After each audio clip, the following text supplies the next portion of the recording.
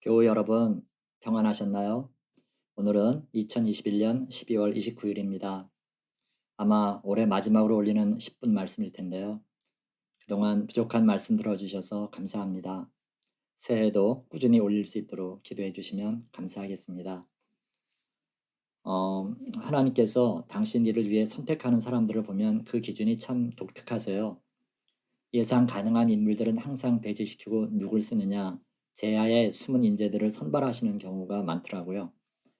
소년 다윗이 왕 후보로 선발된 걸 예로 들면요.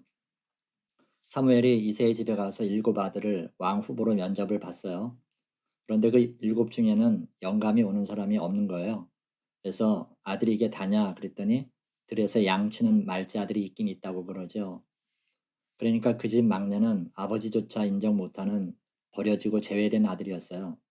말하자면 7명 형이 제도권 사람이었다면 다윗은 거기에서 열애된 비제도권, 즉 제야의 사람이었던 거예요.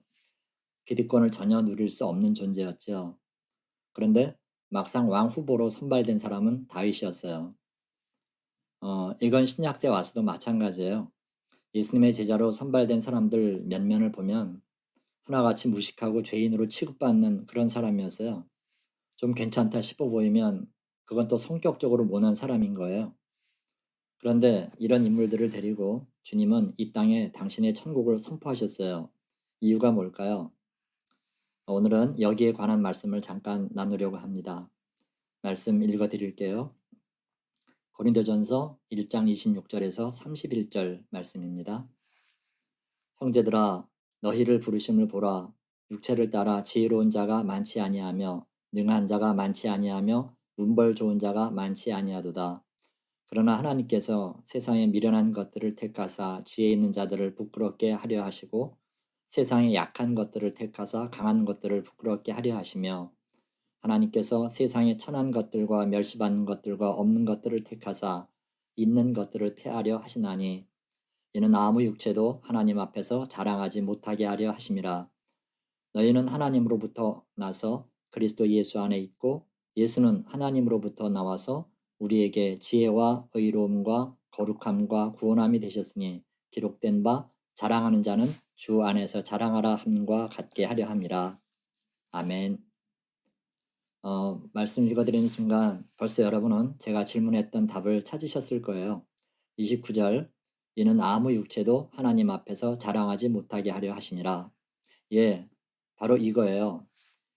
피조된 인간으로서 제 아무리 똑똑하고 문벌 좋고 부자라고 해도 육체는 자랑할 게 못 된다는 거예요. 왜냐하면 그건 하나님이 달란트로 주신 거지 사람이 뭘 잘해서 공로로 주신 게 아니기 때문이에요. 그 받은 것에 감사하고 겸손해하면서 섬기는 데 사용할 일이지 자랑하라고 주신 게 아니라는 얘기입니다. 여러분 만약에요. 달란트 이 은사를 능력으로 이해하게 되면 어떤 일이 일어날까요? 일 납니다. 사람 잡아요. 운동 잘하는 거, 사람 잘 사귀는 거, 노래 잘하는 거, 기계 잘 만지는 거 이런 건 분명히 달란트예요. 하나님께로부터 받은 거지요. 그런데 이걸 능력이라고 생각해 보세요. 그러면 그때부터 자기와 똑같은 은사를 받지 못한 사람을 얕잡아 보게 돼요. 즉 자기 같지 않은 사람은 무능력자로 취급한단 말이죠. 나는 기계를 잘 만지는데 너는 왜 못해? 이러지 않겠어요?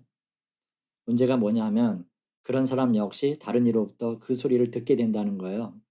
나는 노래를 잘하는데 너는 왜 못해? 이런단 말이죠. 이렇게 되면 그때부터 너나 할 것 없이 다 지옥이에요. 우리가 겉으로 드러내지 않아서 그렇지 사실 우리 속에는 이런 마음이 어느 정도는 있어요. 이런 면에서 특히 조심해야 될 부분이 있어요. 돈 잘 버는 사람 있잖아요. 경제의 흐름이나 돈에 대한 감각이 탁월한 사람이 있어요. 분명히 말씀드리지만 이것도 은사예요. 능력이 아니라고요. 그런데 이걸 능력이라고 생각하니까 못 벌고 넉넉지 못하게 사는 사람을 향해서 아유 저 게을러 빠진 것들, 저 바보들, 그러니 평생 그 꼬라지로 살지 한심한 것들 이렇게 되는 거예요. 큰일 납니다. 이런 생각이 깊어지면 어느 날 하나님이 한순간에 다 걷어가세요. 긴가 아닌가 한번 실험해 보세요. 안 됩니다. 우리 속에 은사로 받은 것을 능력이라고 여기는 건 정말 안 될 일입니다. 왜 그렇죠? 오늘 말씀처럼 우리는 하나님 앞에서 자랑할 게 없기 때문이에요. 우리 받은 것은 다 선물이지 뭘 잘해서 얻은 상이 아니에요. 그러니 사람 앞에서도 자랑할 건 없는 거예요. 그래서 사도 바울은 오늘 고린도 교인들에게 그 사실을 다시 한번 확인시키고 있죠. 이 고린도라는 도시 자체가 부유하고 잘난 사람이 많이 사는 동네였어요. 그런데 막상 고린도 교회 교인들은 거기에 좀 못 미치는 사람이었는지 그 사람들에게 자신이 어떤 형편인지 살펴보라 그래요. 똑똑한 사람도 없고 학벌 좋은 사람도 없고 그렇다고 능력이 출중한 사람도 없었던 것 같아요. 그야말로 수준 이하의 사람들이 모여서 교회를 구성하고 있었던 거죠. 그건 요즘도 마찬가지예요. 정말 똑똑하고 지혜 있다 하는 사람들은 교회 바깥에 있어요. 교회 안 오려고 해요. 왜냐하면 교회는 제약이 너무 많거든요. 죄에 대한 얘기를 자꾸 하니까 그게 족쇄가 되는 거예요. 마음대로 할 수 있는 게 없어요. 그러니까 교회 쪽으로는 마음의 바리케이트를 굳게 쳐놓는 거죠.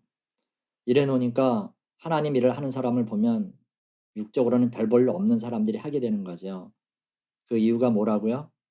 27절 하나님께서 세상에 미련한 것들을 택하사 지혜 있는 자들을 부끄럽게 하려 하시고 세상에 약한 것들을 택하사 강한 것들을 부끄럽게 하시며 하나님께서 세상에 천한 것들과 멸시받는 것들과 없는 것을 택하사 있는 것들을 폐하려고 하시나니 이거예요.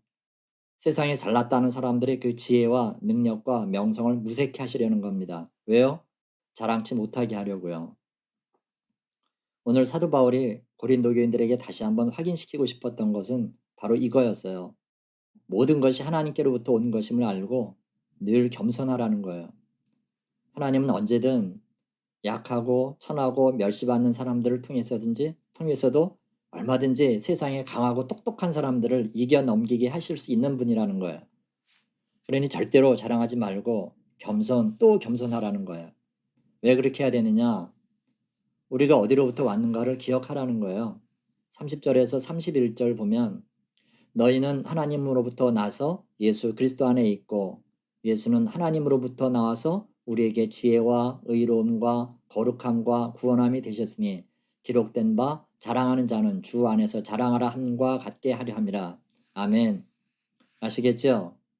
왜 우리가 겸손하고 감사해야 하는지. 모든 게 주로부터 나왔기 때문이에요. 아무것도 한 게 없이 우리는 그 전부를 무상으로 받았어요. 생명도, 일용할 양식도, 구원도, 은혜도 다 공짜로 받았어요. 그래서 자랑할 게 있다면 우리 주님만 자랑하라는 거예요. 목회 일선에 있다 보면 어두운 면을 적잖이 경험하는데요. 뒤늦게 사명받은 분들이 있어요. 이런저런 일을 하다가 나이가 들어서 이제는 목회 길로 가야겠다. 길을 찾아보죠. 정규 신학대학 갈 나이는 지났고 그렇다고 신학 공부에 전념하기에는 부양 가족이 있어서 어렵고 그래서 각 교단에서는 이런 분들을 위한 신학교를 마련해 두죠. 소정의 과정을 마치면 목사 안수를 받고 그 교단의 정식 목사가 됩니다. 그 세월도 결코 짧지 않아요. 보통 한 7, 8년 걸립니다. 그런데 막상 목회 일선에 나오면 어떠냐? 그 교단의 정규 신학대학 학부와 대학원을 나온 분들에게 차별당하는 경우가 많아요. 동역자로 여기지 않는 거죠. 그렇게 서름당하는 걸 제가 많이 봤어요. 그런데 객관적으로 보기에 어떠냐? 실제 그 교단을 지키는 분들은 그 차별받고 서름당하는 그분들이 지켜나가는 걸 봐요. 전국 방방곡곡 섬까지 그 문벌 약하고 차별당하는 그분들이 터잡고 열심히들 목회하세요. 잘난 나무는 다 베어지고 못난 나무가 산을 지키는 거하고 똑같은 모습인 거죠. 그렇다고 여러분 못난 나무가 정말 못났겠어요? 실제로는 더 귀한 나무지요. 여러분 다시 한번 하나님께 귀하게 쓰임받았던 성경의 인물들, 교회사의 인물들 몇 면을 살펴보시기 바랍니다. 모두 어떤 사람이었냐 하면요. 자기는 모자라고 연약하고 가진 게 없다고 정말 무능하다고 생각한 사람들을 들어 쓰셨어요. 물론 개 중에는 바울 같은 석학도 있지만 그런 사람 역시 자신의 연약함을 처절하게 깨달은 사람이었어요. 우리 역시 그렇게 겸손함으로 무장할 때 더 쓰임받을 수 있을 거예요. 이런 걸 알고 나니 어때요? 우리가 부르심을 받아 오늘도 이렇게 기도할 수 있고 찬양할 수 있고 깨달을 수 있게 하신 거 그래서 주의 일을 조금이라도 할 수 있다는 건 기적이에요. 기적이 뭐 별건가요? 우리를 돌아보면 그게 바로 기적이라는 거예요. 오늘도 뭔가 나의 나된 것에 대해 자랑할 건 꾹꾹 누르시고 하나님 안에서 우리를 살리신 그리스도의 십자가만 자랑하고 그분의 능력만 의지해서 우리를 해나가는 저와 여러분이 됐으면 좋겠어요. 우리를 칭칭 둘러싸고 있는 게 겸손과 감사라면 그 어떤 일이라도 그건 되는 일이에요. 때로는 자신만만하고 용기 백배해서 용감하게 대드는 것도 좋지만 그래도 그것보다는 주 안에서 감사와 겸손에서 나오는 두렵고 떨리는 마음으로 하는 게 더 은혜롭고 성사될 가능성이 높다는 걸 기억하시기 바랍니다. 여러분, 한 해가 다 갔죠? 노래 가사처럼 지나간 것은 지나간 대로 다 의미가 있어요. 너무 자책할 것도 자만할 것도 없어요. 바울의 고백대로 뒤에 있는 것은 잊어버리고 앞에 있는 것을 잡으려고 표대를 향하여 그리스도 예수 안에서 하나님의 부르신 부름의 상을 위하여 새해로 나갑시다. 여러분, 한 해 동안 정말 수고 많으셨어요. 특히 코로나19로 힘드셨을 텐데 잘 이겨나가셨어요. 하나님의 위로와 평강이 우리를 뒤덮으셨던 걸 간증하십시다. 새해엔 분명히 기뻐하고 즐거워할 일이 많게 될 거예요. 가장 중요한 거 서로 사랑합시다. 사랑해야 돼요. 그 마음으로 2021년을 보냅시다. 굿바이 2021. 하나님의 위로와 평강과 사랑 그리고 함께 하심이 새해에도 여러분과 여러분의 가정에 넘쳐나시기를 주님의 이름으로 축원합니다. 아멘. 기도하겠습니다. 하나님 아버지, 우리로 주님 일에 쓰임받게 하심 감사합니다. 지난 1년 동안도 주의 은혜로 살고 주의 은혜로 작은아마 사역 감당했습니다. 연약하지만 그 모습 그대로 우리를 귀히 여기시면서 써주셨으니 주님께 감사할 따름입니다. 새해에도 결코 자랑하지 않고 겸손하게 맡은 자리에서 정성 다해 주님과 형제들을 섬기게 하옵소서. 벌써 두 해 계속 코로나19로 힘들었지만 그 가운데서도 주님의 섭리를 깨닫게 하시니 감사합니다. 우리 모습을 제대로 살피고 감사할 건 감사하고 또 고쳐나갈 건 계속 고쳐나가게 하옵소서. 매일의 회개와 감사가 우리의 일과 속에 꼭 포함되도록 은혜를 주옵소서. 새해에도 변함없는 우리 주님의 사랑과 은혜를 기대합니다. 우리와 동행해 주시고 기쁨과 행복을 누리는 새해 2022년이 되게 해 주옵소서. 예수님의 이름으로 기도하옵나이다. 아멘.